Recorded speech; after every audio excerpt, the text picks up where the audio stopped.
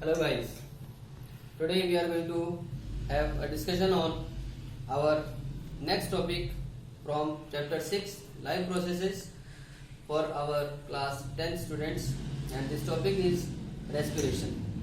Because in our previous class we had completed nutrition along with complete human digestive system. Okay, so let's proceed to the next topic of this chapter, that is called respiration.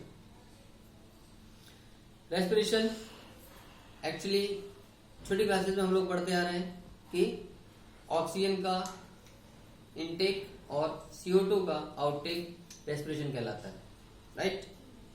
But guys 10th standard के लिए ये definition incomplete है, यानी actually respiration is the process of obtaining energy by oxidation of food. दोबारा सुनिए, respiration में food के oxidation के बाद जो एनर्जी ऑब्टेन होती है हमारे शरीर को, वो कंप्लीट प्रोसेस रेस्पिरेशन कहलाता है। यानी हम ये कह सकते हैं कि respiration is actually a 2 step process, जिसका पहला स्टेप आता है ब्रीदिंग, जिसमें सिंपल गैसेज एक्सचेंज हम लोग पढ़ते हैं। यानी फिजिकली जब ऑक्सीजन को इनटेक किया जाता है, इनहेल किया जाता है, और CO2 को एक्सहेल कर दिया जाता है, तो ये गैसेज एक्सचेंज का जो प्रोसेस है ये ब्रीदिंग कहलाता है। सेकेंड स्टेप में ये ऑक्सीजन सेल्स में जाके उस फूड को ऑक्सीडाइज करती है, और उसके बाद जो एनर्जी ऑब्टेन होती है तब हमारा रेस्पिरेशन का प्रोसेस कंप्लीट होता है। Okay, so respiration is actually a process of obtaining energy after the oxidation of food. Okay, respiration अलग अलग प्रकार के ऑर्गेनिज्म में अलग अलग तरीके से होता है।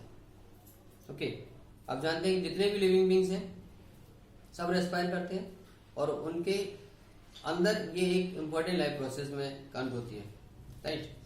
रेस्पिरेशन को हम 2 पार्ट्स में डिवाइड कर सकते हैं। मीन्स एक एरोबिक रेस्पिरेशन होता है, एक होता है एनएरोबिक रेस्पिरेशन, जिसमें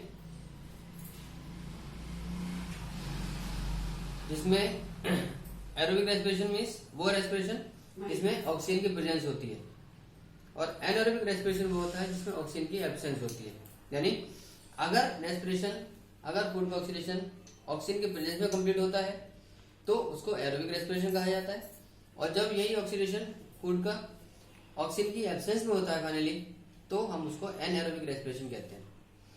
अब पहले तो हम इसकी इक्वेशन समझते हैं, उसके बाद फिर इनके डिफरेंसेस देखेंगे। पहला केस है एरोबिक रेस्पिरेशन में। ये आप देख रहे हैं कि यहाँ पर एक ग्लूकोज मॉलिक्यूल का फॉर्मूला लिखा हुआ है C6H12O6, this is glucose. Okay, तो यहाँ ग्लूकोज के एक मॉलिक्यूल से सेल के साइटोप्लाज्म के अंदर ग्लाइकोलाइसिस प्रोसेस के थ्रू 2 मॉलिक्यूल बनते हैं पाइरुविक एसिड के, जिसका फॉर्मूला आप देख रहे हैं CH3COOH। यह है पाइरुविक एसिड का फॉर्मूला। ये एक 3 कार्बन कंपाउंड है, तो क्योंकि ग्लूकोज एक 6 कार्बन कंपाउंड है, तो इसीलिए यहाँ पर एक ग्लूकोज मॉलिक्यूल ग्लाइकोलाइसिस के बाद 2 मॉलिक्यूल पाइरुविक एसिड के कन्वर्ट हो जाता है। ओके, अब इसके बाद क्योंकि ये एरोबिक रेस्पिरेशन है, ऑक्सीजन की अवेलेबिलिटी है, तो ये बाकी की आधी प्रोसेस माइटोकॉन्ड्रिया में कंप्लीट होती है। माइटोकॉन्ड्रिया आप जानते हैं ये चीजें साइट फॉर सेल्यूलर रेस्पिरेशन हमारे सेल के अंदर होता है, जिसको हम सेल का पावर हाउस भी कहते हैं। और इसमें ये जो सेकंड स्टेप है इसको अब हम क्रेब्स साइकिल बोलते हैं, KREB, क्रेब्स साइकिल। ये क्रेब्स साइकिल के थ्रू फाइनली जो दोनों मॉलिक्यूल्स हैं पाइरुविक एसिड के, वो फिर 6 मॉलिक्यूल कार्बन डाइऑक्साइड के, 6 मॉलिक्यूल वाटर के, और 38 मॉलिक्यूल्स ऑफ ATP में कन्वर्ट होता है। तो हमने देखा कि एरोबिक रेस्पिरेशन में ग्लूकोज के एक मॉलिक्यूल के कंप्लीट ऑक्सीडेशन के बाद हमें 38 मॉलिक्यूल्स मिलते हैं ATP, एडिनोसिन ट्राइफॉस्फेट के, which is our energy currency, right. चलिए अब बात करते हैं एनएरोबिक रेस्पिरेशन की। एनएरोबिक रेस्पिरेशन में 2 मेन केसेस हैं, या तो ईस्ट सेल में हो, या मसल सेल्स के अंदर हो, या बैक्टीरियल सेल के अंदर हो। दोनों की इक्वेशन देखते हैं। देखिए एनएरोबिक रेस्पिरेशन में भी जो ग्लाइकोलाइसिस वाला जो फर्स्ट स्टेप है, जो साइटोप्लाज्म के अंदर कंप्लीट होता है, वो इसमें भी कॉमन है।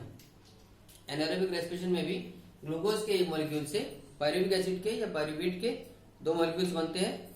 ये साइटोप्लाज्म के अंदर होने वाली ग्लाइकोलाइसिस की जो प्रोसेस है ये एरोबिक और एनारोबिक दोनों केस में कॉमन है। ओके, अब अगर इस सेल की हम बात कर रहे हैं तो इस सेल में क्योंकि ऑक्सीजन की अवेलेबिलिटी नहीं है, there is absence of oxygen, तो इस प्रोसेस को अब हम बोलते हैं फर्मेंटेशन। फर्मेंटेशन के जरिए वही दोनों मॉलिक्यूल्स पायरुविक एसिड के फाइनली कन्वर्ट हो जाते हैं दो मॉलिक्यूल इथाइल अल्कोहल के या इथेनॉल के मॉलिक्यूल्स में, plus 2 molecules of carbon dioxide and 2 ATP. Okay, तो ये इस सेल के प्रोडक्ट्स हैं, इथाइल अल्कोहल, कार्बन डाइऑक्साइड और 2 मॉलिक्यूल एटीपी के। ओके, चलिए अब आते हैं अपने थर्ड केस पे, anaerobic respiration in case of a muscle cell और अ बैक्टीरियल सेल। जैसे मैंने आपको बताया कि ग्लाइकोलाइसिस का स्टेप कॉमन है सब जगह। अगले स्टेप की बात करते हैं। आगे ये पायरुविक एसिड के मॉलिक्यूल्स मसल के अंदर या बैक्टीरियल सेल के अंदर फाइनली कन्वर्ट हो जाते हैं लैक्टिक एसिड में, जिसका फॉर्मूला आप देख रहे हैं CH3CHOH तो ये लैक्टिक एसिड का फॉर्मूला है। और इसके साथ साथ 2 मॉलिक्यूल लैक्टिक एसिड के बनने के साथ साथ यहाँ पर 2 मॉलिक्यूल्स एटीपी के बनते हैं। ओके, चलिए अब बात करते हैं इनके कंपैरिजन की, यानी एरोबिक रेस्पिरेशन बेटर है या एनारोबिक रेस्पिरेशन बेटर है। लेट अस सी। पहली चीज, एरोबिक रेस्पिरेशन का first point, it is carried out in presence of oxygen. इधर एनारोबिक में it is carried out in the absence of oxygen. Correct. Second point of difference is aerobic respiration में food का completely oxidation होता है, जबकि anaerobic respiration में हम कह सकते हैं कि वो फूड पार्टिकल्स कंप्लीटली ऑक्सीडाइज नहीं हो पाते। ओके, तीसरा, एरोबिक रेस्पिरेशन में जो बाई प्रोडक्ट्स हैं वो ऑलमोस्ट नॉन टॉक्सिक है, जैसे कार्बन डाइऑक्साइड है, वाटर है, ये इसके बाई प्रोडक्ट्स बनते हैं हमारे एरोबिक रेस्पिरेशन में। जबकि एनारोबिक रेस्पिरेशन के प्रोडक्ट्स क्या हैं, या तो इथाइल अल्कोहल, CO2 और या लैक्टिक एसिड, ये एनारोबिक रेस्पिरेशन के प्रोडक्ट्स हैं। फोर्थ पॉइंट ऑफ डिफरेंस कि एरोबिक रेस्पिरेशन में हमें एक ही ग्लूकोज मॉलिक्यूल से 38 मॉलिक्यूल्स मिल जाते हैं एटीपी के, जबकि एनारोबिक रेस्पिरेशन में हमने दोनों जगह देखा कि यहाँ पर एक ग्लूकोज मॉलिक्यूल केवल 2 एटीपी मॉलिक्यूल्स को कन्वर्ट हो पाता है। यानी anaerobic respiration produces a very small amount of energy, whereas aerobic respiration produces a large amount of energy comparatively. Okay, so ये आज की टॉपिक है। अब आपको अब तक के जो भी टॉपिक्स हैं उनके जो इंटेक्स क्वेश्चंस हैं, एक्सरसाइज क्वेश्चंस हैं, वो आपको करते रहना है रेगुलरली।